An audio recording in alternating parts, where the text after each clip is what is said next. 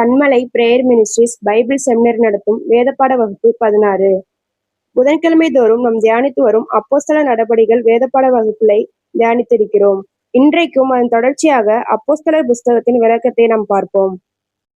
ஆண்டவருடைய பரிசுத்த நாமம் மகிமைப்படுவதாக. தொடர்ந்து கடந்த வாரங்களிலே நம்ம அப்போஸ்தலர் புத்தகத்தில் இருக்கிற முன்னுரைகளையும் அதனுடைய வரலாற்று பின்னணிகளையும் அப்போஸ்தலர் புத்தகத்தை எழுதியவர்களை குறித்தும் ஒவ்வொரு அதிகாரத்தினுடைய சுருக்கத்தையும் அதே போல புத்தகங்கள் எந்தெந்த காலத்தில் நடைபெற்றது என்பதை குறித்தும் நாம் கற்றுக்கொண்டோம். தொடர்ந்து முதல் அதிகாரத்திலையும் இந்த அப்போஸ்தலர் புத்தகத்தை எழுதியவர் யார் என்பதையும் நாம் அறிந்து கொண்டோம். அதில் ஒரு 5 வசனங்கள் வரை நாம் தியானித்தோம், நாம் அதை கற்றுக்கொண்டோம். 5 வசனங்களில் ஆண்டவர் மரித்து உயிரோடு கூட எழுந்ததையும், அவர் எழுந்து சீசர்களுக்கு தரிசனமானதையும், அவர் எருசலேமிலே நீங்கள் 40 நாள் காத்திருக்க வேண்டும் என்பதை குறித்து நாம் பார்த்தோம். 40 நாளை குறித்து வேதாகமத்தில் நாம் அநேக காரியங்களை கற்றுக்கொண்டோம். இந்த நாளிலும்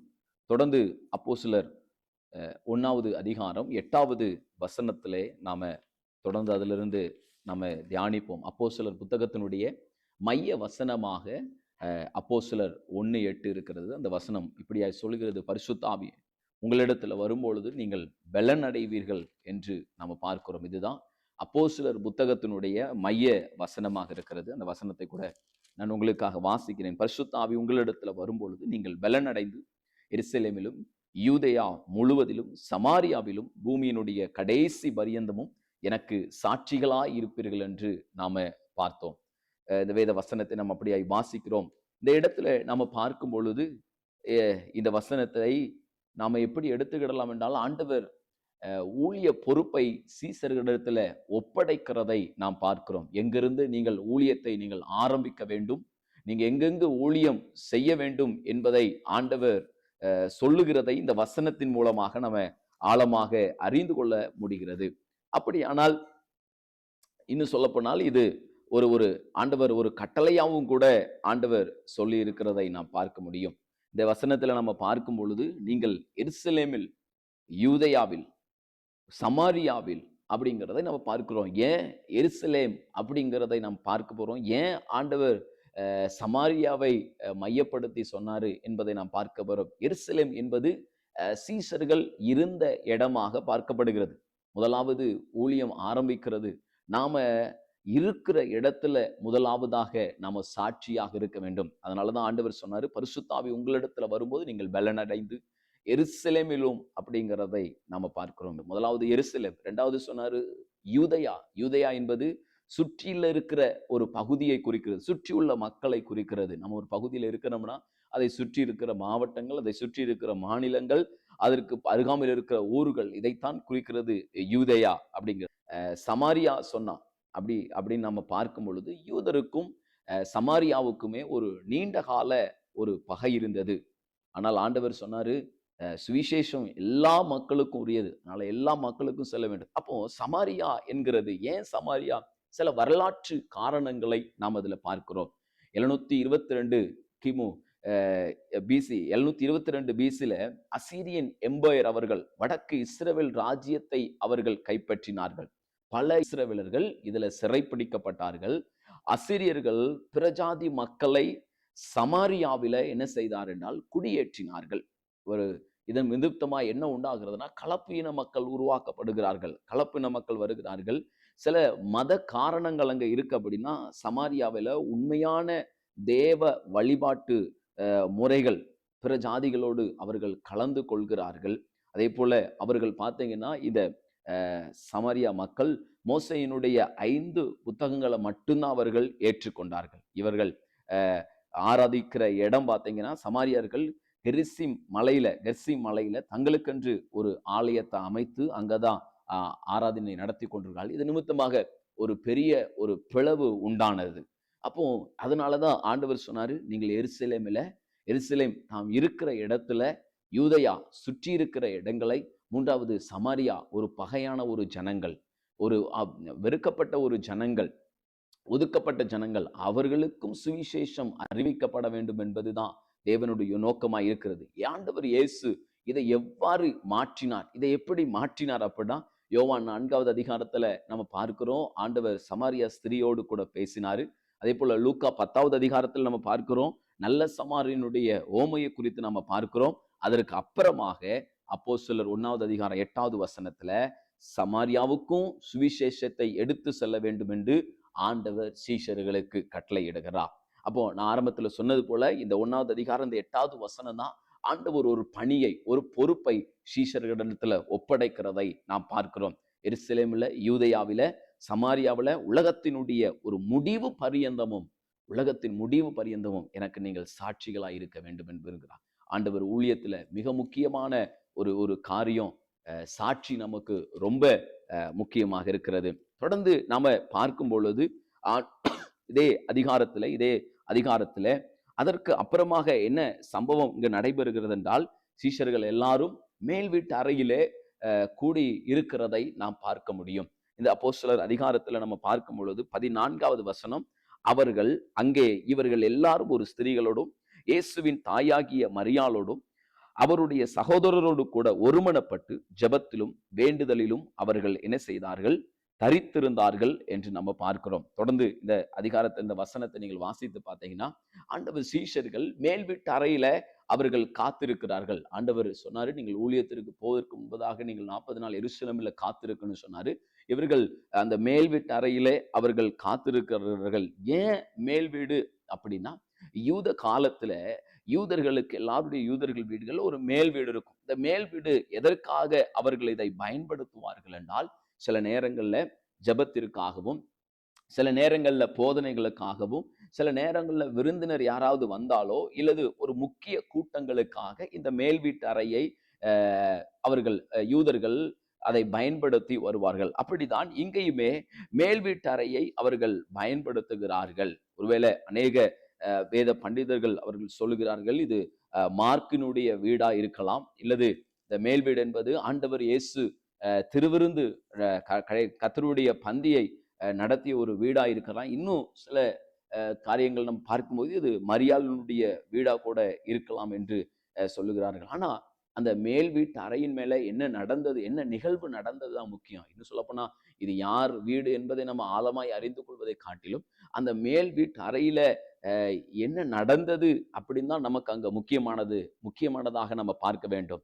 அங்க பாருங்க, மேல் வீட்டு அறையில சீசர்கள் மேல் வீட்டு அறையில் அவர்கள் ஜெபித்துக் கொண்டிருக்கும் பொழுதுதான் பரிசுத்த ஆவியானவர் அங்க இறங்கி அசைவாடுகிறதை நாம பார்க்க முடிகிறது.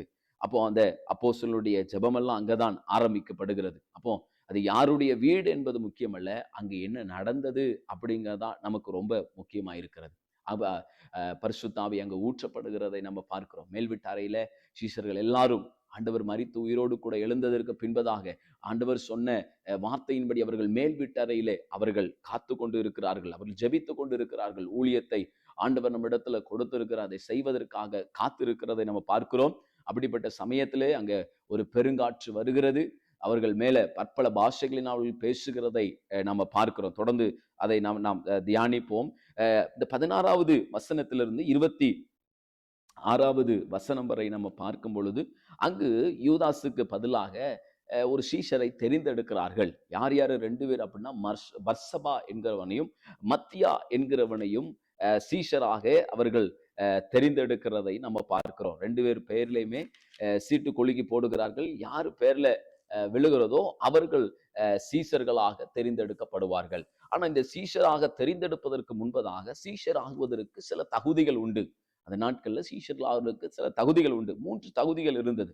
முதலாவதாக இயேசுவினுடைய ஊழியம் முழுவதும் அவரோடு கூட இருந்திருக்க வேண்டும். 2வது உயிர்த்தெழுந்த இயேசுவை கண்டிருக்க வேண்டும். 3வது நாம் பார்க்கும் பொழுது உயிர்த்தெழுந்ததில்ல அவர்கள் சாட்சியாக இருக்க வேண்டும். ஊழியத்துல சொல்லுவேன், ஊழியத்துல புகழ் முக்கியமல்ல, ஆண்டவர் ஊழியத்துல ரொம்ப உண்மையை எதிர்பார்க்கிறார். இப்போ பர்சபாவுக்கும் மத்தியாவுக்கும் தெரிந்தெடுப்பதற்காக ஒரு சீட்டு முறையை அவர்கள் போடுகிறார்கள்.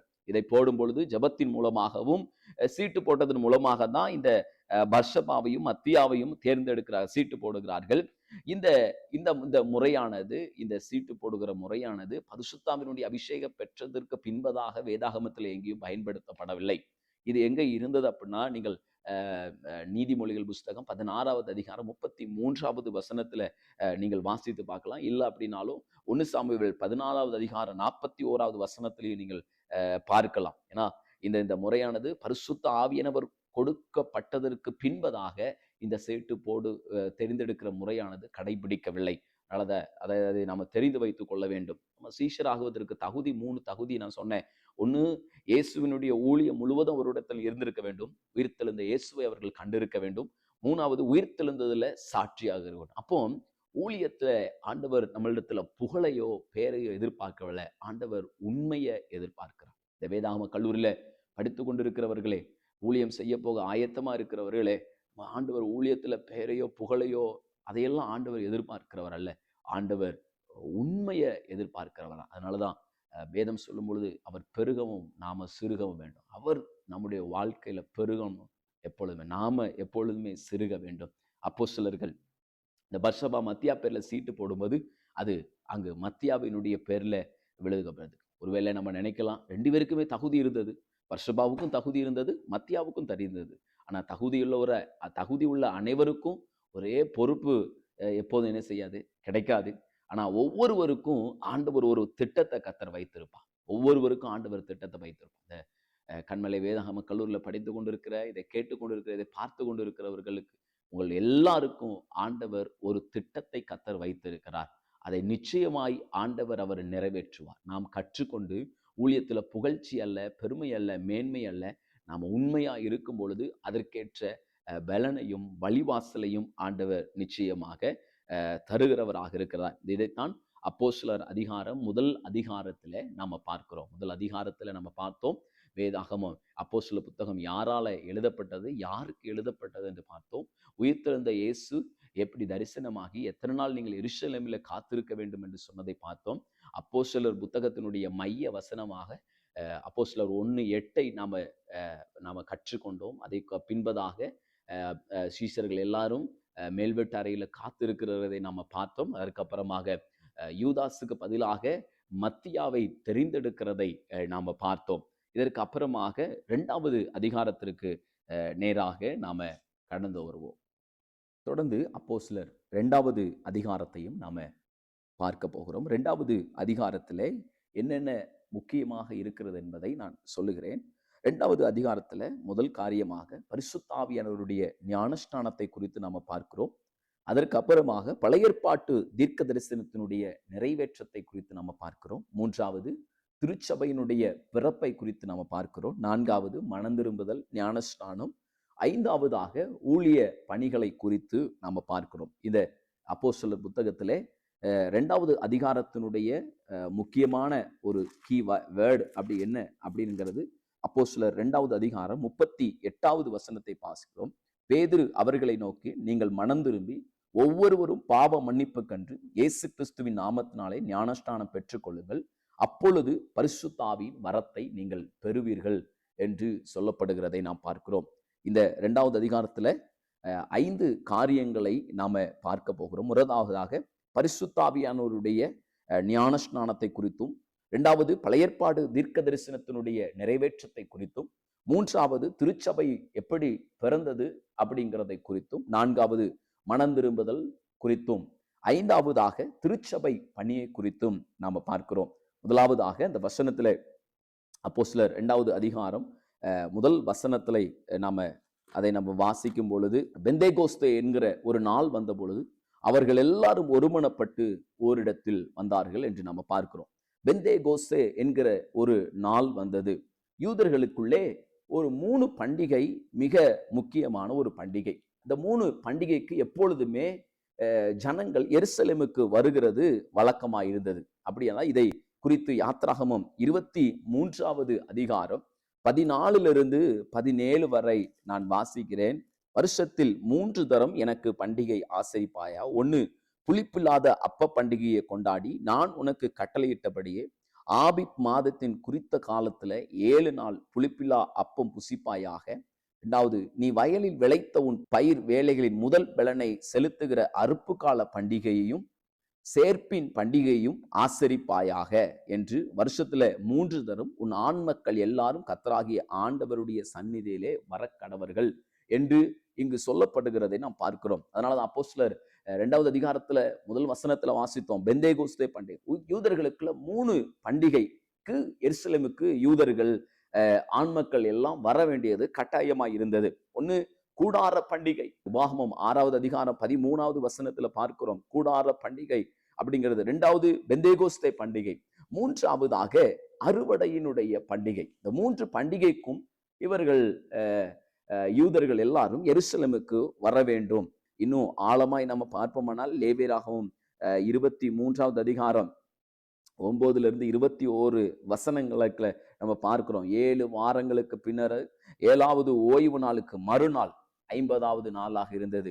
அதுலதான் போஜன பலியானது செலுத்தப்பட்டது. லேவியராகமத்தில் இதை குறித்து நம்ம பார்க்கிறோம். அதே போல லேவியராகமம் 2வது அதிகாரம் 2வது வசனத்துல பெந்தேகோஸ்தே பண்டிகை பார்க்கிறோம். இந்த பெந்தேகோஸ்தே பண்டிகை என்றது ஒரு விவசாய சம்பந்தமாக ஆண்டவருக்கு நன்றி தெரிவிக்கிற விதமாக இந்த பண்டிகை அனுசரிக்கப்பட்டது என்று கூட நாம கூறலாம். 3வது நான் சொன்னேன் உபாகமம் 16:10 அறுவடையினுடைய பண்டிகை. இந்த பண்டிகை முதல் கனியை ஆண்டவருக்கு என்று கொடுப்பார்கள். இந்த பண்டிகை இன்னும் சொல்லப்போனா மிகவும் பரிசுத்தமாக ஆசரிக்கப்படுகிற ஒரு பண்டிகையாக இருந்தது. பரிசுத்த ஆவியானவர் பெந்தேகோஸ்தே நாள்ல கொடுக்கப்பட்ட போது அங்கு என்னெல்லாம் நடந்தது அப்படிங்கிறது தான் 2வது வசனத்திலிருந்து 4வது வசனம் வரை நாம் பார்க்கிறோம். 2வது அதிகாரம் 2லிருந்து 4 வரை பரிசுத்த ஆவியானவர் பெந்தேகோஸ்தே நாள்ல கொடுக்கப்பட்ட பொழுது அங்கு என்னென்ன சம்பவங்கள்லாம் நடந்தது என்பதை நான் சொல்கிறேன். முதலாவதாக அங்கு ஆசீர்வாதத்தினுடைய ஒரு நாள், ஒரு கோதுமை அறுவடை நடக்கிறதை பார்க்கிறோம். 2வது அபிஷேகத்தினுடைய நாள். அங்கு ஒரு 120 பேர் கூடியிருக்கிறதை நாம் பார்க்கிறோம் மேல் வீட்டு அறையில. முதல் அதிகாரத்திலே உங்களுக்கு நான் இன்ட்ரோவாய் நான் அதை சொன்னேன். 120 பேர் மேல் வீட்டு அறையில கூட்டி இருக்கிறதை பார்க்கிறோம். 3வது ஆலயம் உருவான ஒரு நாள், சபை உருவான ஒரு நாள். ஆண்டவர் சொன்னார், என் சபையை நான் கட்டுவேன் என்று சொன்னாரு. அப்போ இந்த 2வது அதிகாரத்துல அது தொடர்ந்து அந்த வசனங்களை நீங்கள் வாசிக்கும் பொழுதெல்லாம் அங்கு ஒரு பலத்த காற்றினுடைய சத்தம் வருகிறது, பெருமுழக்கம் வருகிறதை நம்ம பார்க்கிறோம். அறை முழுவதும் நிரப்பப்படுகிறதை பார்க்கிறோம்.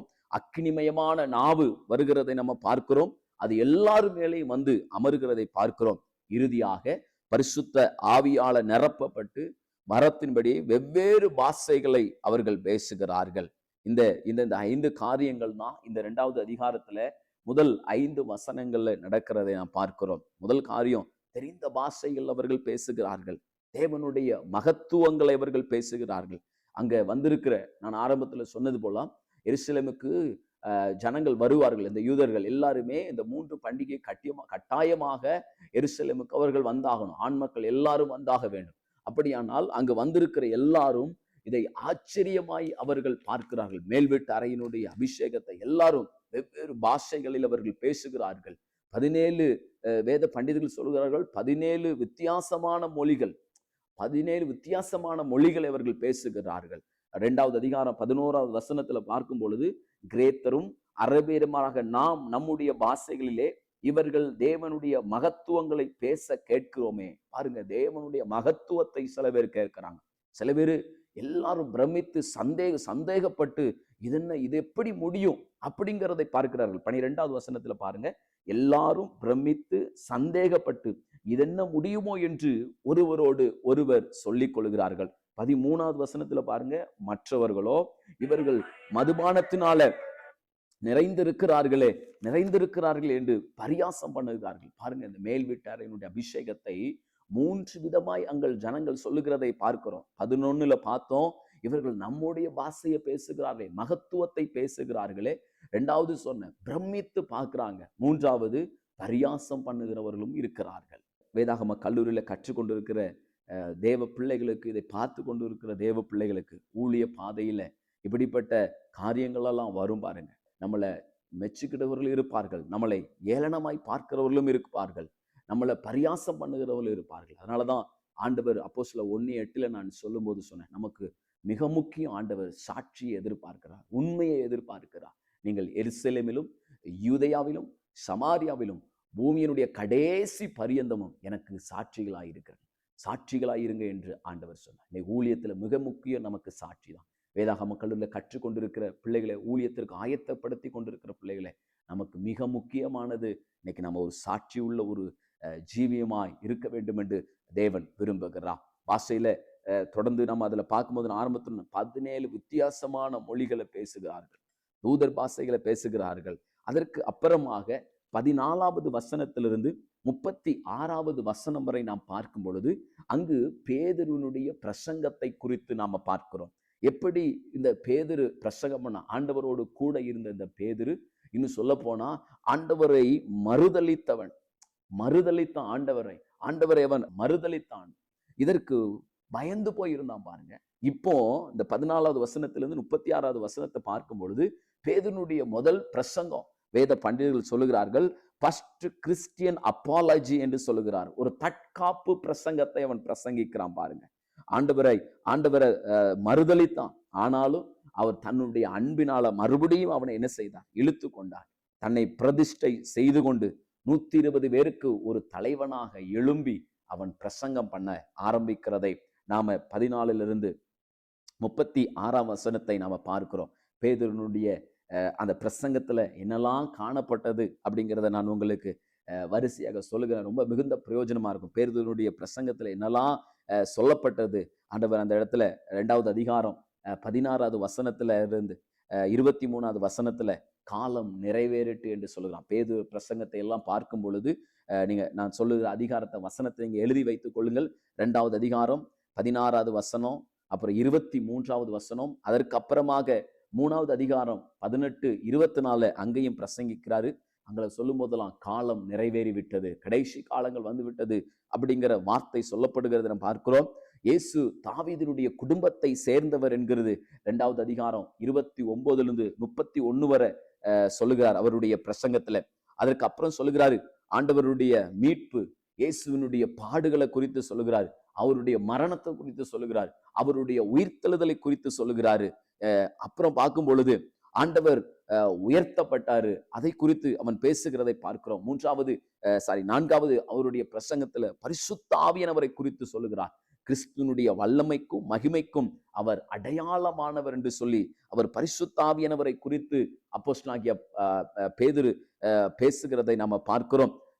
அதற்கு அப்புறமாக பாருங்க, கிறிஸ்துவானவர் மரித்தோரையும் உயிரோடு உள்ளோரையும் நியாயந்தீர்க்க மீண்டும் வருவார் அப்படிங்கிறத வார்த்தைகளை சொல்லுகிறதையும் 3வது அதிகாரம் 21வது வசனத்துல சொல்லுகிறதை நம்ம பார்க்கிறோம். அதே போல இயேசுவினுடைய ஊழியத்திற்கு உயிர்த்தெழுதலுக்கு சாட்சியாக ஆண்டவர் அப்போஸ்தலரை தெரிந்தெடுத்தார் என்று 2வது அதிகாரம் 32வது வசனத்துல அவர் சொல்லுகிறதை நம்ம பார்க்கிறோம். அதே போல மனம் திரும்பியவருக்கு பாவ மன்னிப்பும் பரிசுத்த ஆவியானவருடைய வரமும் கொடுக்கப்படும் என்கிறதை சொன்னதையும் அப்போஸ்தலனாகிய பேதுருனுடைய பிரசங்கத்துல நாம பார்க்க முடிகிறது. இந்த வார்த்தையை கேட்டுக்கொண்டிருக்கிற இந்த காரியத்தை எல்லாம் நீங்க ஒரு டைம் கூட நீங்க பார்த்து அதை எழுதி கொள்ளுங்க. இதுதான் பேதுருனுடைய செய்தியில காணப்பட்ட காரியங்கள். காலம் நிறைவேற்று சொல்லுகிறார். இயேசு தாவீதினுடைய குடும்பத்தை சேர்ந்தவர் என்று சொல்லுகிறார். ஆண்டவருடைய மீட்பை குறித்து சொல்றாரு, அவருடைய உயிர்த்தெழுதலை குறித்து சொல்லுகிறார், பரிசுத்த ஆவியானவரை குறித்து சொல்லுகிறாரு, அவர் நியாயந்தீர்க்க மீண்டும் வருவார் என்று சொல்கிறாரு. மனம் திரும்பியவர்களுக்கு பாவ மன்னிப்பும் பரிசுத்த ஆவியினுடைய வரமும் கொடுக்கப்படும் என்கிறதை சொல்லுகிறார். அதனாலதான் ஆதி சபை பிரசங்கமானது ஆண்டவர் இயேசுவின் மூலமாக ஏற்பட்ட ஒரு மகா மீட்பு, மனம் திரும்பலுக்கு அடிப்படையாக இருந்தது. ஆதி திருச்சபையில இருந்த பிரசங்கம் எல்லாமே மனம் திரும்புதலுக்கு அடிப்படையாக இருந்தது. அநேக இயேசுவை புறக்கணித்த யூதர்களுக்கு அவரே வாக்கு பண்ணப்பட்ட மேசியா என்பதை சீஷர்கள் எல்லாரும் வலியுறுத்தினார்கள். மரித்து அடக்க பண்ணப்பட்டு 3ஆம் நாள் உயிரோடு கூட எழுந்து அவர் இப்பொழுதும் பிதாவின் வலது பாரிசத்தில் அமர்ந்திருந்து பரிசுத்த ஆவியை அருளினார் என்பதை சாட்சியாக அறிவித்தார்கள், சாட்சியாக சொன்னார்கள்.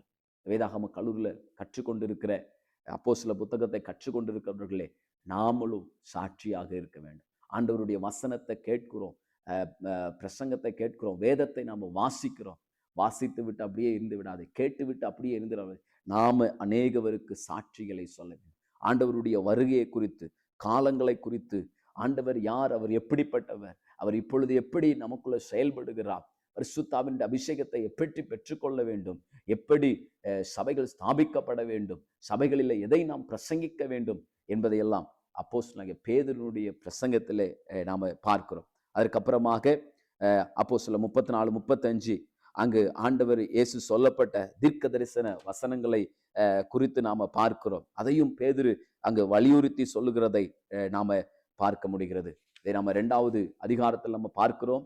பேதுரு பிரசங்கத்தினுடைய பலன் என்ன அப்படின்னு கேட்டோம் அப்படின்னா, பிரசங்கத்தை கேட்ட உடனே குத்தப்பட்டவர்களாகி அநேகவர் மனம் உடைந்து, சகோதரர்களே நாங்கள் என்ன செய்ய வேண்டும் என்று கேட்கிறார்கள்.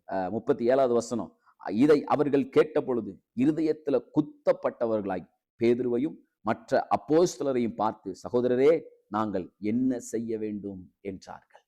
குத்தப்பட்டவன் ஆண்டவருடைய வார்த்தையை கேட்ட உடனே அங்க இருக்கிறவர்கள் கேட்கிறார்கள், நாங்க என்ன செய்ய. 38வது வசனத்துல பேதுரு அதற்கு பதில் சொல்கிறார். பேதுரு அவர்களை நோக்கி, நீங்கள் மனம் திரும்பி ஒவ்வொருவரும் பாவ மன்னிப்பு கண்டு இயேசு கிறிஸ்துவின் நாமத்தினாலே ஞானஸ்நானம் பெற்றுக்கொள்ளுங்கள், அப்பொழுது பரிசுத்த ஆவியினுடைய வரத்தை நீங்கள் பெறுவீர்கள் என்று சொல்லப்படுகிறது. ஞானஸ்நானம் பெறுவதை குறித்து, அது இயேசுவின் நாமத்தினால நீங்கள் ஞானஸ்நானம் எடுத்துக்கொள்ள வேண்டும் என்று அங்கு பேதுரு சொல்லுகிறதை நாம பார்க்கிறோம். நாம பிரசங்கிக்கும் பொழுது, நம்ம ஆண்டவருடைய வார்த்தைகளை சொல்லப்படும் பொழுது அந்த ஜனங்கள் குத்தப்பட வேண்டும், மனம் திரும்ப வேண்டும், மனம் திரும்பி தன்னை ஒப்பு கொடுக்க வேண்டும். ஆண்டவருக்கு, பாஸ்டர் நான் என்ன செய்யணும், நான் ஆண்டவருடைய வார்த்தையினால தொடப்பட்டேன், நான் என்ன செய்ய வேண்டும் அப்படின்னு கேட்க வேண்டும். அப்படியானால் பேதுனுடைய பிரசங்கத்துல அந்த வல்லமை இருந்தது போல, அந்த பேதுனுடைய பிரசங்கத்துல ஆண்டவர் இயேசுவை வலியுறுத்தி மனம் திரும்புதலை குறித்து கண்டித்து பிரசங்கித்தது போல, ஆண்டவருடைய வருகையை குறித்து அவன் சொல்லியிருக்கிறான். பரிசுத்த ஆவியானவர்கள் குறித்து சொல்லியிருக்கிறார். மரித்த இயேசு உயிரோடு கூட எழுந்ததை குறித்து சொல்லியிருக்கிறார். இன்னைக்கு நம்முடைய பிரசங்கங்கள், உங்களுடைய பிரசங்கங்கள் அப்படி இருக்க வேண்டும். ஜனங்கள் கேட்கும் பொழுது குத்தப்பட்டு மனம் திரும்புகிறவர்களா இருக்க வேண்டும். உடனே மனம் திரும்பி அவர்கள் என்ன செய்ய வேண்டும் என்று கேட்டார்கள். உடனே பேதுரு சொல்லுகிறான், நீங்கள் இயேசு கிறிஸ்துவின் நாமத்தினாலே ஞானஸ்நானம் பெற வேண்டும் என்று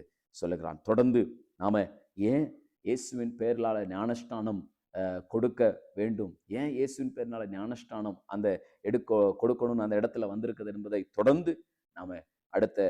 தொடர்ந்து நாம கற்றுக்கொள்ள ஆண்டவர் நமக்கு உதவி செய்வாராக. கிறிஸ்துவுக்குள் பிரியமானவர்களே, இன்றைய 16ஆம் வேதப்பாட பகுதி உங்களுக்கு பிரயோஜனமா இருக்கும் என்று விசுவாசிக்கிறோம். இப்பொழுது கேட்கப்படுகிற கேள்விகளுக்கு கீழே கொடுக்கப்பட்டுள்ள வாட்ஸ்அப் எண்ணிற்கு பதிலை அனுப்பி வையுங்கள். முதலாம் கேள்வி, யூதாசுக்கு பதிலாக தேர்ந்தெடுக்கப்பட்ட சீஷன் யார்? முதலாம் கேள்வி, யூதாசுக்கு பதிலாக தேர்ந்தெடுக்கப்பட்ட சீஷன் யார்? இரண்டாம் கேள்வி, சமாரியர்கள் எந்த மலையில் ஆராதனை செய்து வந்தார்கள்? இரண்டாம் கேள்வி, சமாரியர்கள் எந்த மலையில் ஆராதனை செய்து வந்தார்கள்? மூன்றாம் கேள்வி, அப்போஸ்தலர் 1:8 வசனத்தில் சொல்லப்பட்ட 3 பட்டணங்கள் எதற்கு உதாரணமாக சொல்லப்பட்டதாக ஆசிரியர் கூறினார்? மூன்றாம் கேள்வி, அப்போஸ்தலர் 1:8 வசனத்தில் சொல்லப்பட்ட 3 பட்டணங்கள் எதற்கு உதாரணமாக சொல்லப்பட்டதாக ஆசிரியர் கூறினார்? நான்காம் கேள்வி, யூதர்கள் கூடி வரும் 3 பண்டிகைகளின் பெயர்கள் என்ன? நான்காம் கேள்வி, யூதர்கள் கூடி வரும் 3 பண்டிகைகளின் பெயர்கள் என்ன? இப்பொழுது கேட்கப்பட்டுள்ள கேள்விகளுக்கு கீழே கொடுக்கப்பட்டுள்ள வாட்ஸ்அப் எண்ணிற்கு பதிலை அனுப்பி வையுங்கள். கர்த்தர் உங்களை ஆசீர்வதிப்பாராக.